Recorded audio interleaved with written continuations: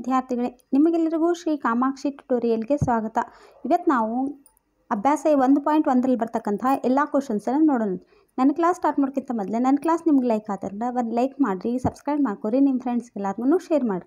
ನೋಡಿರಿ, ಅಭ್ಯಾಸ 1.1ದೊಳಗೆ first main ಏನಂದಾರೆ, ಇದರೊಳಗೆ ಈ ಕೆಳಗಿನ ಯಾವ ಸಂದರ್ಭಗಳಲ್ಲಿ ಕೊಟ್ಟಿರುವ ಪಟ್ಟಿಯು ಸಮಾಂತರ ಶ್ರೇಣಿಯನ್ನು ಮಾಡುತ್ತದೆ ಮತ್ತು ಏಕೆ ಅಂತ ಕೇಳಾರ. ಹೌದಾ? ಫಸ್ಟ್ ಕ್ವಶನ್ ಏನು ಕೇಳಾರ ನೋಡ್ರಿ.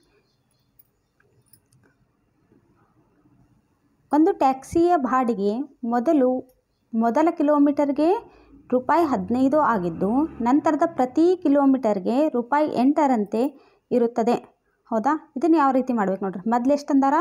ಮೊದಲನೇ ಕಿಲೋಮೀಟ್ರಿಗೆ ₹15, 15 ಬರ್ಕೋರಿ. ನಂತರದ ಪ್ರತಿ ಕಿಲೋಮೀಟ್ರಿಗೆ ₹8 ಅಂದ್ರೆ ₹8 ಸೇರಿಸ್ಕೊಂತ ಹೋಗ್ಬೇಕು. ಅಂದ್ರೆ 15 + 8. ಈಗ 15 + 8 ಇತ್ತು, ಮತ್ತು ಅದಕ್ಕೆ +8 ಸೇರಿಸ್ರಿ. 15 + 8 15 + 8 +8 ಇತ್ತು, ಅದಕ್ಕೆ ಮತ್ತು +8 ಸೇರಿಸ್ರಿ.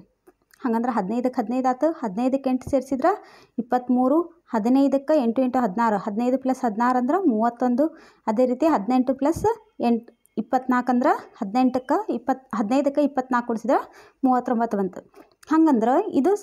ಹಾಗಂದ್ರೆ ಇದು ಸಮಾಂತರ ಶ್ರೇಣಿ ಒಳಗೆ ಐತೋ ಇಲ್ಲೋ ಅಂತ ಕೇಳಾರ. ಹಾಗಂದ್ರೆ ಇದು ಸಮಾಂತರ ಶ್ರೇಣಿ ಒಳಗೆ ಐತಿ. ಯಾಕಂದ್ರೆ ನೋಡ್ರಿ, ಇಲ್ಲಿ ಬರ್ತಕ್ಕಂಥ ಇದು 15, 23, 31, 39 ಇದು ಸಮಾಂತರ ಶ್ರೇಣಿಯನ್ನು ಉಂಟು ಮಾಡ್ತೈತಿ. ಯಾಕಂದ್ರೆ ಪ್ರತಿ ಹಿಂದಿನ ಪದಕ್ಕೆ ಏನು ಮಾಡ್ಕೊತ ಹೋಗಿ ನಾವು ಒಂದು ನಿರ್ದಿಷ್ಟ ಸಂಖ್ಯೆ ಅಂದರೆ 8 ಕೂಡಿಸ್ಕೊಂತ ಹೊಂಟೇವೆ ಅಂದ್ರೆ ಅದು ಏನಾಕೈತ್ರಿ, ಅದೊಂದು ಸಮಾಂತರ ಶ್ರೇಣಿ ಒಳಗೆ ಐತೆ ಅಂತ ಅರ್ಥ.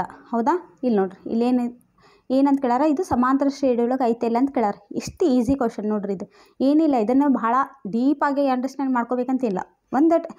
ಒಂದು ಟ್ಯಾಕ್ಸಿ ಬಾಡಿಗೆಗೆ ಮೊದಲು ಕಿಲೋಮೀಟ್ರಿಗೆ ₹15 ಐತಿ. ಆಮೇಲೆ ನಂತರ ಪ್ರತಿ ಕಿಲೋಮೀಟ್ರಿಗೆ ₹8 ಅಂದ್ರೆ 15ಕ್ಕೆ ಮೊದಲು 8 ಕೊಡಿಸೋದು, ಆಮೇಲೆ ಮತ್ತು 15 + 8ಕ್ಕೆ 8 ಕೊಡಿಸೋದು, 15 + 8 + 8ಕ್ಕೆ ಮತ್ತು 8 ಕೊಡಿಸೋದು. ಹೌದಾ? ಹಾಗಂದ್ರೆ ಇದನ್ನು ಕೂಡಿಸಿದ್ದು ಎಷ್ಟು ಬರ್ತೈತಿ? 15, 23, 31, 39. ಇಲ್ಲೇನು ಮಾಡೀವಿ ನಾವು? ಪ್ರತಿಯೊಂದಕ್ಕೂ ಒಂದು ನಿರ್ದಿಷ್ಟ ಸಂಖ್ಯೆ 8 ಏನು ಮಾಡ್ಕೊತ ಹೋಗಿವಿ?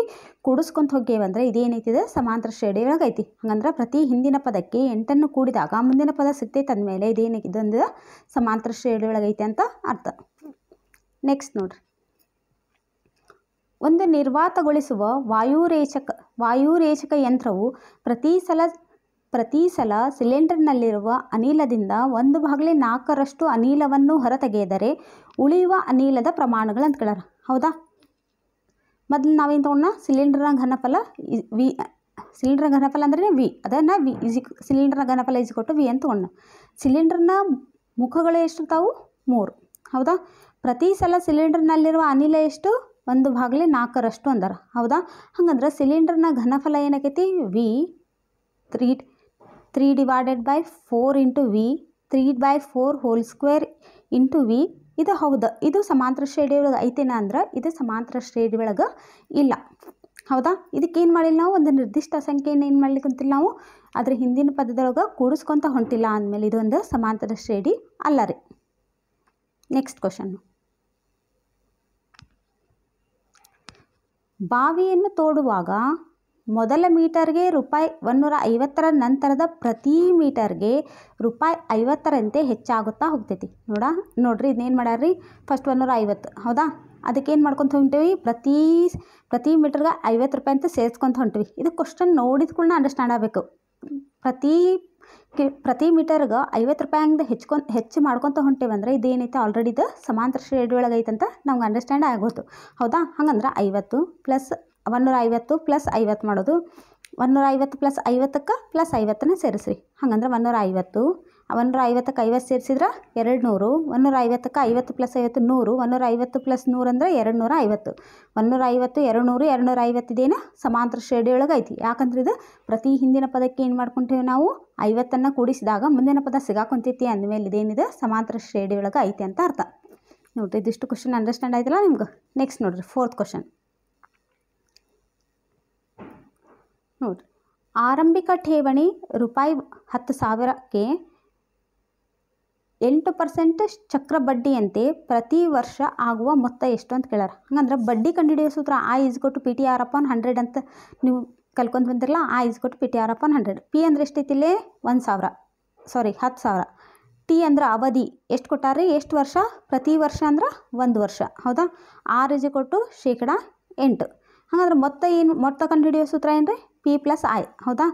1 ವರ್ಷದ ಮೊತ್ತ ಎಷ್ಟಾಕೈತಂದ್ರೆ 1000 ಪ್ಲಸ್ ನೋಡಿರಿ 1000 ಪ್ಲಸ್ 1000 ಇಂಟು ಎಷ್ಟು ವರ್ಷ, T 1 ವರ್ಷ ಇಂಟು 8/100. ಹೌದಾ. ಹಂಗಂದ್ರೆ 1 ವರ್ಷದ ಮೊತ್ತ ಎಷ್ಟಾಕೈತೆ ನಮ್ಗೆ ನೋಡಿರಿ. ಇನ್ನು ಯಾರು ಹೇಳ್ತೀರಿ, 10,000ಕ್ಕೆ 10,000 ಹಂಗೆ ಇಡ್ರಿ. ಇದನ್ನೇನು ಮಾಡಿರಿ, ಇವೆರಡೂ ನೋಡಿರಿ. ಇದನ್ನು ಯಾವ ರೀತಿ ಬರಿಬೋದಂದ್ರೆ 1 + 8/100. ಹೌದಾ. ಯಾಕಂದ್ರೆ ನಾವೇನು ಮಾಡಾಕೊಂತೀವಿ, ನಾವಿಲ್ಲಿ 10,000ನ ಏನು ಮಾಡ್ಕೋಬೇಕು, ಇವೆರಡದ್ರಾಗೂ ಏನು ಮಾಡ್ಕೊಡ್ರಿ, ನಾವು ಕಾಮನ್ ತೊಗೊಂಬಿಡೋಣ. 10,000 ಕಾಮನ್ ತೊಗೊಂಡ್ರೆ ಇಲ್ಲೇನು ಉಳಿತು ಬ್ರ್ಯಾಕೆಟ್ ಒಳಗೆ, ಇಲ್ಲಿ 10,000 ಫುಲ್ ಹೊರಗೆ ತೊಗೊಂಡ್ಬಿಟ್ರೆ ಉಳಿದಿದ್ದೇಲೆ 1. ಈ 10,000ನ ಹೊರಗೆ ತೊಗೊಂಡ್ಬಿಟ್ಟೇವೆ ಅಂದರೆ 8 × 8/100. ತಿಳಿತಲ್ಲ ಇದು. ನೆಕ್ಸ್ಟ್ ಒಳಗೆ ಎರಡನೇ ವರ್ಷಕ್ಕೆ ಏನು ಮೊತ್ತ, ಎರಡನೇ ವರ್ಷದ ಮೊತ್ತ ಎಷ್ಟಾಕೈತಿ, 10,000ಕ್ಕೆ 10,000 ಹಂಗೆ ಇಡ್ರಿ. 1 + 8/100 ಹೋಲ್ ಸ್ಕ್ವೇರ್. ಹಾಗಂದ್ರೆ ಮೂರನೇ ವರ್ಷದ ಮೊತ್ತ 10,000 ಇಂಟು 1 + 8/100 ಹೋಲ್ ಕ್ಯೂಬ್. ಹಾಗಂದ್ರೆ ಮೊತ್ತಗಳು ಏನದಾವು ನೋಡ್ರಿ, ಇವೆಲ್ಲ ಮೊತ್ತಗಳು ಏನೇನು ಬಂದು 10,000 ಇಂಟು 1 + 8/1000, 10,000 ಇಂಟು 1 + 8/100 ಹೋಲ್ ಸ್ಕ್ವೇರ್. ಇದು 1000 ಅಲ್ಲ, 100. Next 10,000 into 1 + 8/100 whole cube. ಇವೆಲ್ಲ ನೀವು ಸಮಾಂತರ ಶ್ರೇಣಿ ಒಳಗೆ ಇಲ್ಲ ಇದು. ನೆಕ್ಸ್ಟ್ ನೋಡ್ರಿ, ಮೊದಲನೇ ಪದ ಎ ಸಾಮಾನ್ಯ ವ್ಯತ್ಯಾಸ ಡಿ ಈ ಕೆಳಗಿನಂತಿರುವ ಸಮಾಂತರ ಶ್ರೇಣಿಯ ಮೊದಲ 4 ಪದಗಳನ್ನು ಏನು ಮಾಡ್ಬೇಕು, ನಾವು ಕಂಡುಹಿಡಬೇಕು. ಏನು ಕೊಟ್ಟಾರಂದ, ಮೊದಲನೇ ಪದ ಎ = 10 ಕೊಟ್ಟಾರ, ಸಾಮಾನ್ಯ ವ್ಯತ್ಯಾಸ ಡಿ ಅಂದ್ರೆ 10 ಕೊಟ್ಟಾರ. ಈಗ ಮೊದಲನೇ ಪದ ಎ ಅಂದ್ರೆ, ಮೊದಲನೇ ಪದ ಎ ಸಮಾಂತರ ಶ್ರೇಣಿಯ ಸಾಮಾನ್ಯ ರೂಪ ಏನು, a + d a + 2d a + 3d so on up to. ಹೌದಾ. ಹಾಗಂದ್ರೆ ಮೊದಲ 4 ಪದಗಳಂದ್ರೆ a + d a + 2d a + 3d. ಹಾಗಂದ್ರೆ A1 ಮೊದಲನೇ ಪದ ಎ ಅಂದರೆ ಎಷ್ಟೈತಿ, 10. A2 ಎರಡನೇ ಪದ a + d 10 + 10 ಅಂದ್ರೆ 20. A3 ಮೂರನೇ ಪದ a + 2d a ಅಂದ್ರೆ 10 ಪ್ಲಸ್ 2 × 2 ಹಂಗೆ ಇಡ್ರಿ ಇಂಟು d ಅಂದ್ರೆ 10. 10ಕ್ಕೆ 10 ಹಂಗೆ ಇಡ್ರಿ, 10 2 20. 20ಕ್ಕೆ 10 ಕೂಡಿಸಿದ್ರೆ 30. ನಾಲ್ಕನೇ ಪದ A4 = a + 3d. ಹೌದಾ. a ಅಂದ್ರೆ 10 ಪ್ಲಸ್ 3 ಆ್ಯಸ್ ಇಟ್ ಈಸ್ ಇಡ್ರಿ ಇಂಟು d ಅಂದ್ರೆ 10. 10 3 ನೋಡಿರಿ, 10 3 30. 10ಕ್ಕೆ 10 ಆ್ಯಸ್ ಇಟ್ ಈಸ್ ಇಡ್ರಿ, 30ಕ್ಕೆ 10 ಕೂಡಿಸಿದ್ರೆ 40. ಹಾಗಂದ್ರೆ ಈ ಸಮಾಂತರ ಶ್ರೇಣಿಯ 4 ಪದಗಳು ಏನೇನು ಬಂದು 10 ನೋಡಿರಿ, ಸಮಾಂತರ ಶ್ರೇಣಿಯ 4 ಪದಗಳು ಏನು ಬಂದು 10 20 30 40. ಹೌದಾ. 10 20 30 40. ಇದನ್ನು ಇದೇ ಥರ ಮಾಡಬೇಕಂತ ಏನಿಲ್ಲ ರೀ. ಇದನ್ನು ಇನ್ನೊಂದು ಥರನೂ ಮಾಡ್ಬೋದು. ಯಾವ ರೀತಿ ಅಂದ್ರೆ ನೋಡಿರಿ, ಮೊದಲನೇ ಪದ A1 ಅಂದರೆ a = 10 ಬಂತ.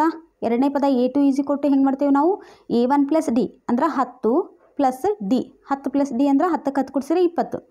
ಮೂರನೇ ಪದ A3 ಅಂದ್ರೆ A2 + d ಹಿಂದಿನ ಪದಕ್ಕೆ ಸಾಮಾನ್ಯ ವ್ಯತ್ಯಾಸ ಕೂಡಿಸ್ಬೇಕಂದ್ರೆ A3 ಐತಂದ್ರೆ A2 + d. A2 ಅಂದ್ರೆ ಎಷ್ಟೈತಿ, A2 ಅಂದ್ರೆ ಎಷ್ಟು ಬಂದಿತ್ತಿರಲಿ 20 ಪ್ಲಸ್ d ಅಂದ್ರೆ 10. 20ಕ್ಕೆ 10 ಕೂಡಿಸಿದ್ರೆ 30.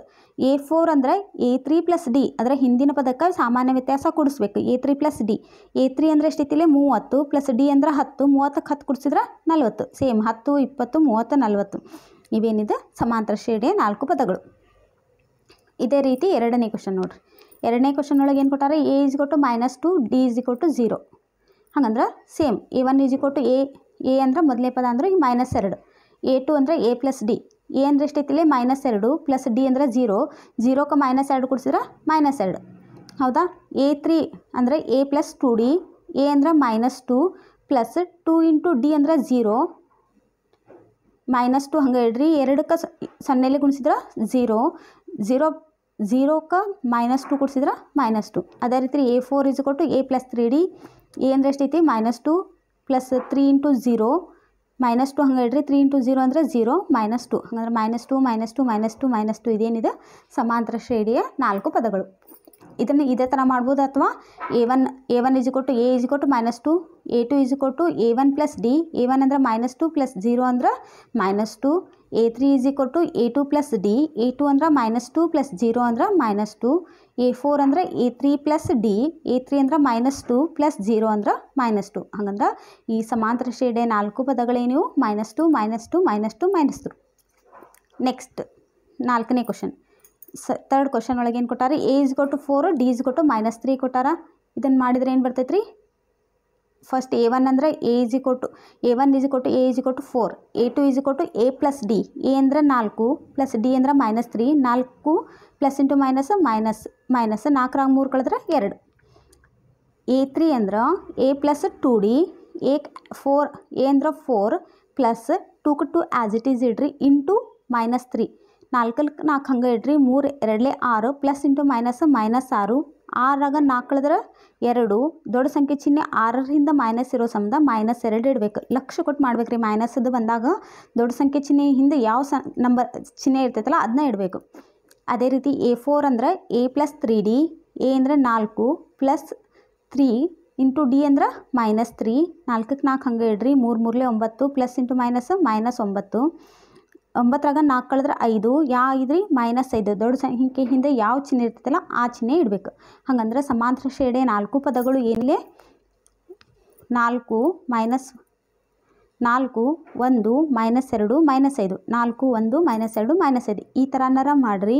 ಇಲ್ಲ ರೀ ನಾ ಈ ಥರ ಮಾಡಂಗಿಲ್ಲ, ಈ ಸ್ಟೆಪ್ನಾಗ ಈಸಿ ಆಗ್ತೈತೆ ಅಂದ್ರೆ ಈ ಥರ ಮಾಡಿರಿ. A1 = A = 4, A2 = ಇದು ಭಾಳ ಈಸಿ ಆಕೈತಿ. A1 + D ಮಾಡಬೇಕು. A1 ಅಂದರೆ ಏನಿದೆ ಆನ್ಸರ್ ಬಂದಿರ್ತದಲ್ಲ ಅದನ್ನ ಹಚ್ಕೊಂಡು ಅದಕ್ಕೆ -3 ಮಾಡ್ಕೋಬೇಕು.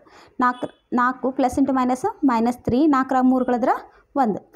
ಅದೇ ರೀತಿ A3 = A2 + D, A2 ಅಂದ್ರೆ 1 ಪ್ಲಸ್ -3 ಆ್ಯಸ್ ಇಟ್ ಈಸ್ ಇಡ್ರಿ, 1ಕ್ಕೆ 1 ಹಂಗೆ ಇಡ್ರಿ, ಪ್ಲಸ್ ಇಂಟು ಮೈನಸ್ -3, 3ರಾಗ 2 ಕಳೆದ್ರೆ 3ರಾಗ 1 ಕಳೆದ್ರೆ 2, ಯಾವ 2 -2, ಯಾಕಂದರೆ ದೊಡ್ಡ ಸಂಖ್ಯೆ ಹಿಂದೆ ಯಾವ ಚಿಹ್ನೆ ಇರ್ತೈತಲ್ಲ ಅದನ್ನ ಇಡಬೇಕು. Next A4 = A3 + D, A3 ಅಂದ್ರೆ -2 ನೋಡ್ರಿ, ಇಲ್ಲಿ ಪ್ಲಸ್ ಹಂಗೆ ಇಡ್ರಿ, D ಅಂದ್ರೆ -3, -2 ಹಂಗೆ ಇಡ್ರಿ, ಪ್ಲಸ್ ಇಂಟು ಮೈನಸ್ -3, ಇಲ್ಲಿ -2 -5 ಐತಂದ್ರೆ 3ಕ್ಕೆ 2 ಕೂಡಿಸಿದ್ರೆ 5, -5 ಮೈನಸ್ ಬಂದಾಗ ಕೂಡಿಸಿ ಮೈನಸ್ ಚಿಹ್ನೆನ ಇಡಬೇಕು. ಹಾಗಂದ್ರೆ 4 ಪದಗಳಿಗೆ ಏನೇನು ಬಂತು, 4 1 -2 -5, 4 1 -2 -5 ಅನ್ನೋದು ಆನ್ಸರ್. ನೆಕ್ಸ್ಟ್ 4th ಒಂದು ನೋಡ್ರಿ, A = -1 ಕೊಟ್ಟಾರ, D = 1/2 ಕೊಟ್ಟಾರ. ನೋಡ್ರಿ ಇದನ್ನು ಯಾವ ರೀತಿ ಮಾಡಬೇಕು. A = -1, D = 2. A1 ಅಂದ್ರೆ ಏನು, A = -1, A2 ಅಂದರೆ A + D, A ಅಂದ್ರೆ -1 ಪ್ಲಸ್ D ಅಂದ್ರೆ 1/2. ಇಲ್ಲೇನ್ರಿ ಲಸ ತೆಗಿರಿ, ಇಲ್ಲಿ ಏನಿಲ್ಲ ಅಂದರೂ 1 ಇರ್ತೈತಿ, 1 ಮತ್ತು 2 ಲಸ ಅಂದರೆ 2, ಇಲ್ಲಿ 1 2 ಅನ್ನೋ ಸಂಬಂಧ ಇಲ್ಲಿ ಏನಂತೀವಿ, ಇಲ್ಲಿ 2 ಬರ್ತೈತಿ ನೋಡ್ರಿ. 1 ನಿಮಿಷ, ಇಲ್ಲಿ ಲಸ ತೆಗೆದ್ರೆ 2 ಬಂತು, ಇಲ್ಲಿ ಏನಿಲ್ಲ ಅಂದ್ರೆ 1 ಇರ್ತೈತಿ, 1 2 2, 2 1 2, ಅದಕ್ಕೆ ಇಲ್ಲಿ -2 ಬರ್ಕೋಬೇಕು. ಇಲ್ಲಿ +1 ಹಂಗೈತಿ, +1 ಹಂಗೆ ಬರ್ಕೋರಿ.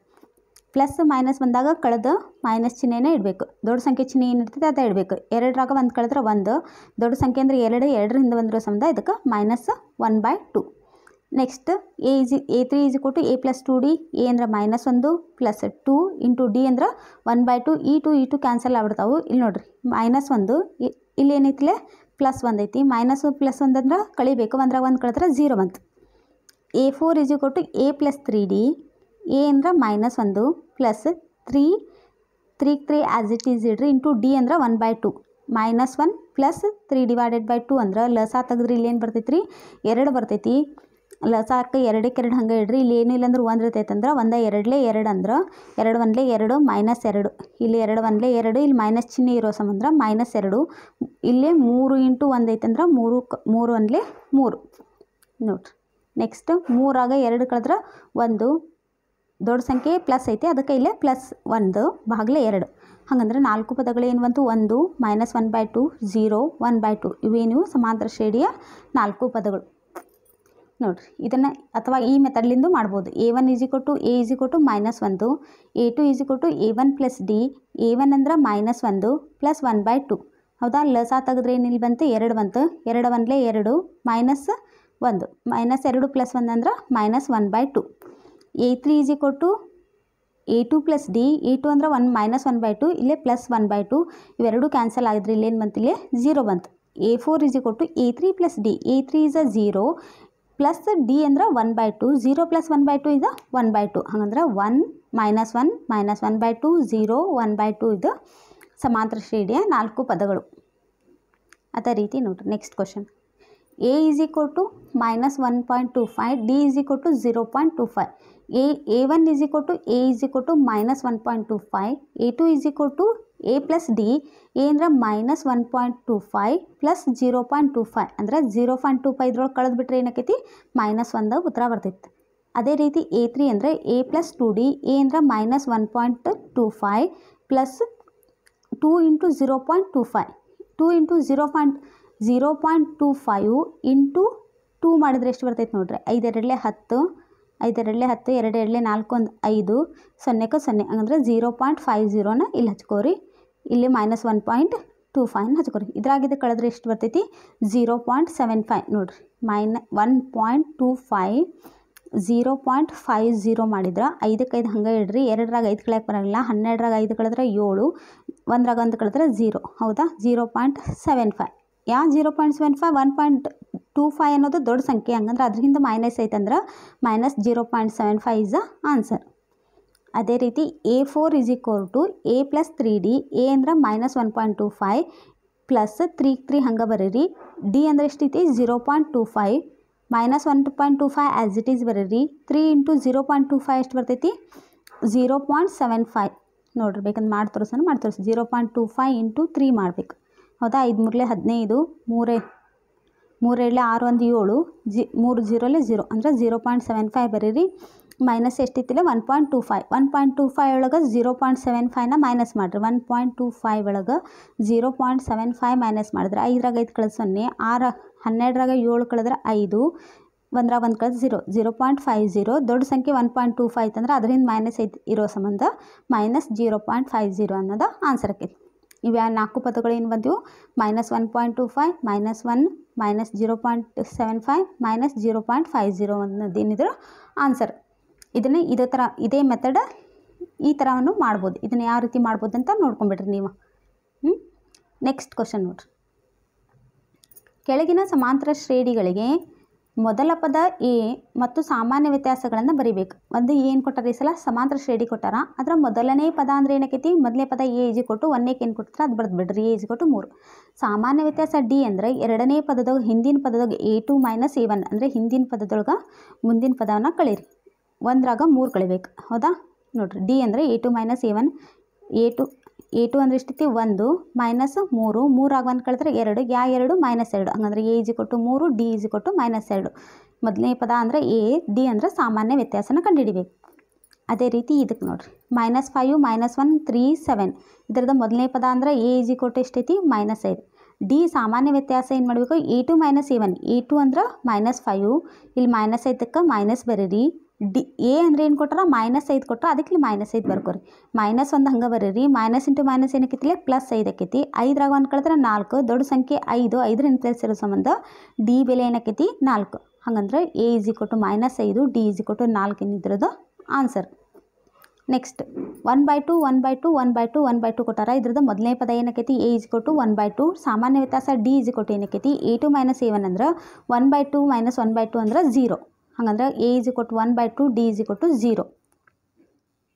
ನೆಕ್ಸ್ಟ್ ಕ್ವಶನ್ ನೋಡ್ರಿ 0.6 1.7 2.8 3.9 ಕೊಟ್ಟರೆ. ಇದ್ರ ಮೊದಲನೇ ಪದ ಅಂತೂ ಡೈರೆಕ್ಟ್ ಬರೆದು ಬಿಡ್ತೀರಿ 0.6. ಸಾಮಾನ್ಯ ವ್ಯತ್ಯಾಸ ಅಂದ್ರೆ A2 - A1 A2 ಅಂದರೆ ಎಷ್ಟೈತಿ 1.7 - 0.6 1.7 - 0.6 ಅಂದರೆ 7ರಾಗ 1 ಕಳೆದ್ರೆ 7ರಾಗ 6 ಕಳೆದ್ರೆ 1 1ಕ್ಕೆ 1 ಹಂಗೆ ಇಡ್ರಿ ಹಂಗಂದ್ರೆ 1.1 ಡಿ = 1.1 ಎ = 0.6 ನೋಡಿರಿ. ಇಷ್ಟು ಈ ಕ್ಲಾಸ್ನಾಗ ಕವರ್ ಮಾಡಿಕೊಟ್ಟಿನಿ. ನೆಕ್ಸ್ಟ್ ಕ್ಲಾಸ್ ಹೋಗಿ ಇದ್ದದ್ದು ಕಂಟಿನ್ಯೂ ಮಾಡ್ತೀನಿ ರೀ. ನನ್ನ ಕ್ಲಾಸ್ ನಿಮ್ಗೆ ಲೈಕ್ ಆತಂದ್ರೆ ಒಂದು ಲೈಕ್ ಮಾಡಿರಿ, ಸಬ್ಸ್ಕ್ರೈಬ್ ಮಾಡ್ಕೊರಿ, ನಿಮ್ಮ ಫ್ರೆಂಡ್ಸ್ಗೆ ಎಲ್ಲರಿಗೂ ಶೇರ್ ಮಾಡಿರಿ.